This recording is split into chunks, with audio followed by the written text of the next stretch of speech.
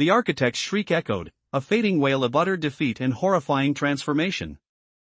The cosmic storm, once a tempest of destruction, began to settle, its fury spent not in victory, but in a desperate retreat. The child, bathed in the afterglow of absorbed energy, pulsed with a new, resonant symbol, a beacon of creation against the encroaching void. The architect, that architect of chaos and despair, was no more. Or rather, it was changed. Its hunger, once a consuming fire, had been transmuted, its very essence twisted into something else. The universe, for a fleeting moment, breathed a sigh of relief. But this was not the end. It was a terrifying new beginning. For as the architect faded, a deeper shadow began to unfurl. A darkness that predated stars, that predated thought, that predated existence itself. This was the primordial hunger. It wasn't an architect, it was an eraser. A void that sought not to rule, but to unmake. Its presence was a chilling silence, an absence that devoured light and hope. The ancient eye, the cosmic guardian that had intervened, now pulsed with an unprecedented dread. It had witnessed the architect's fall, but this was something else entirely. A hunger that craved not souls, but the very concept of being. It was a creeping annihilation, a slow, inevitable tide of nothingness. The child, the vessel of the lost lineage, the paradox that had stymied the architect, now felt a different kind of pull. Not a hunger to consume, but a primal resonance with this ancient, obliterating force. The new symbol on its skin flickered, struggling to maintain its form against the overwhelming negativity. The universe had fought its wars, battled its architects, and now faced its ultimate undoing. This was not a war for dominion, but a desperate struggle for existence itself. The primordial hunger advanced, not with armies or shards, but with an all-encompassing emptiness. It was the ultimate silence, the final breath of the cosmos. And it was coming for everything. The very fabric of reality seemed to tremble, to fray at the edges, as this ancient, formless entity drew nearer. The child, the last ember of hope, stood at the precipice of oblivion, its nascent power a fragile shield against an enemy that sought only the cessation of all things. The ancient eye watched, its vast, cosmic gaze filled with a terror it had never known. The battle for existence had begun, and the true enemy was not a creator of chaos, but the embodiment of oblivion itself. The universe was about to be unwritten. The primordial hunger, an abyss of pure negation, a hunger that predated even the concept of hunger, was about to consume all. And as the child pulsed with its lineage's power, a single, chilling whisper echoed across the dying stars, "There is nothing left to be." The void expanded, not with light, but with an absolute, terrifying absence. This was the end. Or was it? As the primordial hunger's tendrils of non-existence reached for the child, the new symbol on its skin flared with an impossible, blinding light, a light that defied the very nature of the void. It was not a light of creation, but a mirror reflecting the hunger's own emptiness back at itself.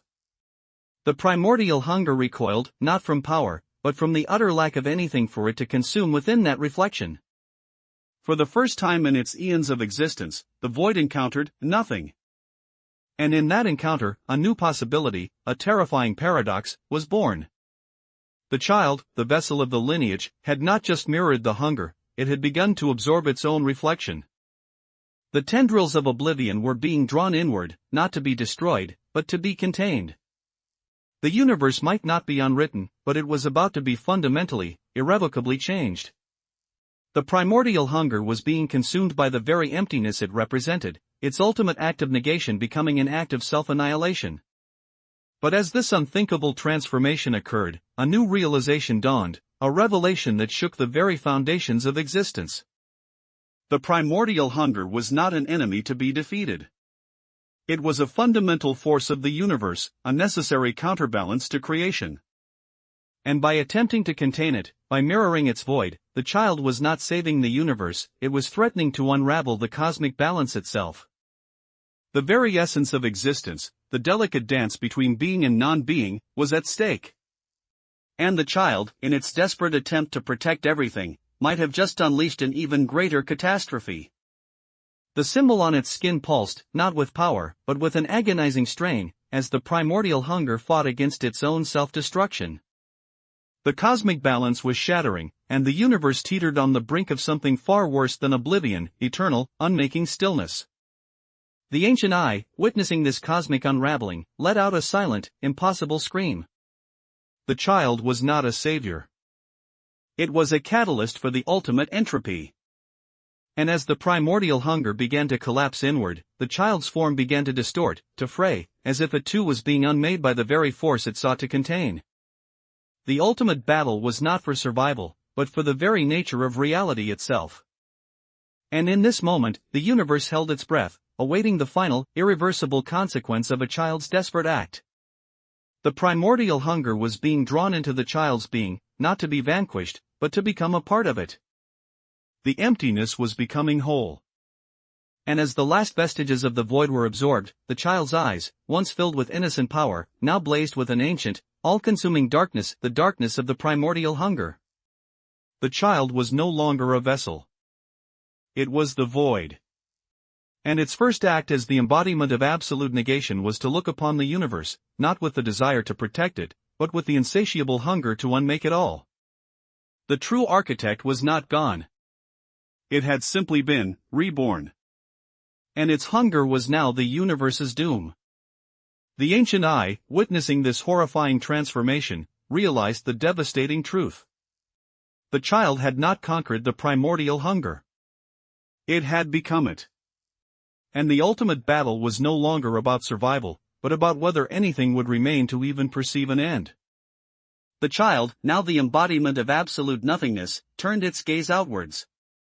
And in that gaze, every star flickered, every planet dimmed, every life form felt the chilling touch of absolute erasure. The universe was about to be unmade from within. The ultimate horror had arrived, wearing the face of innocence. And the final cliffhanger was not an approaching enemy, but the terrifying realization that the enemy was now everywhere, within the very being that was meant to save them all. The child's whispered promise, a chilling echo of the void, was the last sound heard before the silence truly began. Nothing will remain.